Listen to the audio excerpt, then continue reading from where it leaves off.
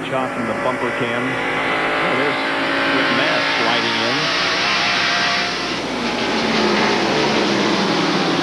Here we see Jeff on the bottom of the racetrack. Michael Walker trying to go by on the outside. Now, Michael was one of those that benefited from this last caution flag. He, like Dale Jarrett, had pitted at lap 28, so they were both getting ready for a pit stop, and the caution helped both of them. Now Mark Martin is right on the spoiler of Rusty Wallace, as Wallace got a little loose. And a little loose that time, Bob. He got to turn 2. Yep. So, look at Martin coming on the inside. Rusty is very loose, and Martin just blows right on by, takes over the lead. Wow, nice move by Mark Martin. Let's see what happens. He was trying to lap a slower car. That's the 20 car. Man. That's a 52 yeah, car, Jimmy Means. And Rusty goes up. Look, it looks like he had a flat tire or something, Ned. Well, yeah, he's wondering himself if maybe he might have cut that tire down. But after he rides a few laps here, and if it stays up, everything's okay, well, then he'll probably pick back up speed. And it looks like he has done that. But he had to be riding, wondering what was going on back there. Did he cut that tire down? Did he knock a quarter panel in against the tire? But everything looks okay. So the new leader of the Food City 500 is Mark Martin over Rusty Wallace. We'll be back with more of our live coverage right after this.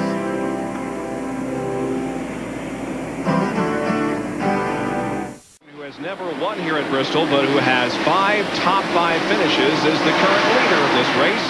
There's Rusty Wallace in car number 2, running in second spot. High overhead from the Family Channel blimp, watching the action down below. Rusty having some trouble getting by Joe Rutman. That's allowing Mark Martin to put 2 or 3 seconds on him.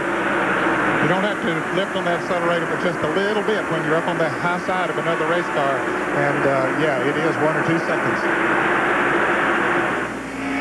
Here is the suspension cam on Mark Martin's car. Now, you can see several things. Yeah, watch the when he goes in the springs. corner. Watch that.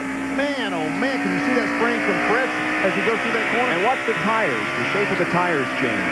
Well, I'll tell you, the tires really take a beating here as hard as they barrel into the turns, and the weight of that 3,500-pound race car is shifted right over there to that wheel. Man, testimonial for Goodyear, who builds some fine tires to put these drivers on. And to the ball joints and the A-frame, all of the steering parts really It's take just a an beating. awesome shot, isn't it? That's why we call them, that's why they have to be race cars, because there's not a street car in the world that would take that kind of abuse.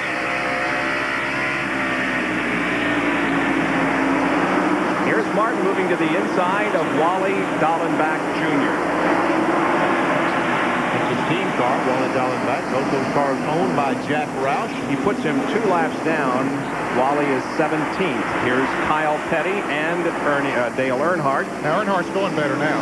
Whatever that little problem he had there when we were watching him, he has picked up now, and if there was push in the car, it seems to have worked itself out, so he is on the move now. Earnhardt back in 5th spot. And when I say worked itself out, usually if you have a push, the longer you run, the tires get heated up a little bit, and then that push tends to go away. On most racetracks, every once in a while, especially on a flat racetrack, sometimes it can get worse. But on a high bank racetrack, it normally is a little bit better. The 4 car of Ernie Irvin has closed in on the 2nd place car of Rusty Wallace considerably in the last few laps. Now he's caught behind Wally Dallenbach Jr. and loses ground, but Ernie Irvin's got a pretty fast race car. He's had an awfully fast race car. Just like you said, Bob, he's been gaining. We've been watching back in the field and what have you, but Ernie Irvin is coming. Here's somebody else that's coming, gaining and gaining. The ground that he lost, Dale Earnhardt, knocking on the door for 4th. And there's the leader, Mark Martin. Harry Gant is back in the Stoll Bandit Chevrolet. He's 166 laps down, but out there running as many laps as he can, picking as many points as he can. Earnhardt takes over the position. Dale Earnhardt moves to 4th, passing Kyle Petty. We can see how much slower he's running on the racetrack, Earnhardt I'm talking about, than he did just a few laps ago, because Ned's right. See how close to that yellow line he is on the bottom of the racetrack? Those tires now, they've gotten worn. He's slowed down. He's adjusted to them. He's able to stay on the bottom.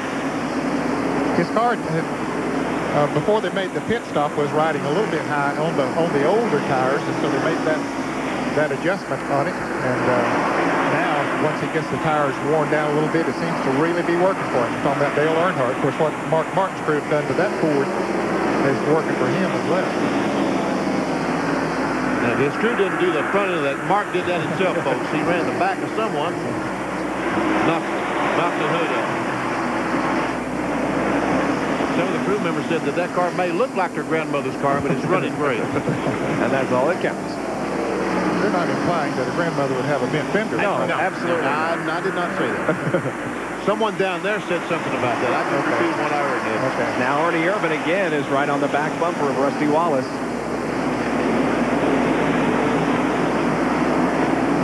I think Rusty's car is a little bit too loose now, Ned. Appears to be. He's not able to get on the accelerator the way he was earlier. Just the reverse of Dale Earnhardt's problem. And here's Ernie. He's closed in right on the back bumper. Whenever he has a run at Wallace, he's able to close in, but when they get strung out, here now he here is Irvin taking the position from Rusty. Rusty moved up and let Ernie go. It could be that aerodynamics is playing, that they're running fast enough here, Ned, that aerodynamics is playing a role. Maybe when Ernie pulled up behind Rusty, it made his car a little bit looser, so he backed off to let Ernie go by. I would say we've talked about the speed on the straightaway here. Their average speed around the racetrack in qualifying was almost 122 miles an hour, and you do have to decelerate into both turns. So I would say we haven't had a gun on the cars on the straightaway, but I'd say they run 150, 155 miles an hour. So definitely draft will come into play. And Rusty hasn't said a word. And in turn 3, Dale Jarrett into the wall hard, backs in. Everybody else trying to get slowed down. Appears it'll be a one-car accident, but boy, Dale really went in hard. Just stay there, Dale. Just stay right there and all these guys get by. Here comes Jeff Bodine trying to get a lap back. Morgan Shepherd. They all get a lap back. Jarrett had moved up to 6th place. He was running well. He was really running good. He'd come out of the pits in 8th after the pit stops of him pitting on the backstretch. Boy, a car can get out from under you so quickly here. Is that what happened? I didn't see it. I caught it in the corner of my eye, and it just looked like it got out from under him. Well, he's heading to the backstretch. He doesn't have very much steering on it. Martin coming into the pits. Here comes Mark Martin, and let's go to Jerry Punch. Our leader in a heavily damaged Valvoline Ford Thunderbird comes down pit road behind him. Also Rusty Wallace, Ernie Irvin, and Dale Earnhardt. As the front 4 cars come down to get service from their crews, Martin will get a 4-tire change, as will Irvin, Earnhardt, and Rusty Wallace. Right side tires going in. Left side tires coming out on the Mark Martin car. You'll be able to see now Mark Martin's crew working very diligently. Left side lug nuts on. Martin trying to get out. Here's Ernie Irvin. Here's Mark Martin spinning the car. And once again, Dale Earnhardt has to back up to be able to get off of pit road. And now he will follow the 42 car of Kyle Petty back to turn 1. Yeah, Dale Earnhardt was once again blocked in by Jeff Bodine, who was just in front. They had the hood up on the Bodine car. Took him a few more seconds to get his service finished. And Brett Bodine, meanwhile, sitting on pit road, is about to get lapped. Yeah, he continues to sit on pit road. There we see Brett. The car is down off the Jackson. He will get out and not lose a lap. We'll be right back.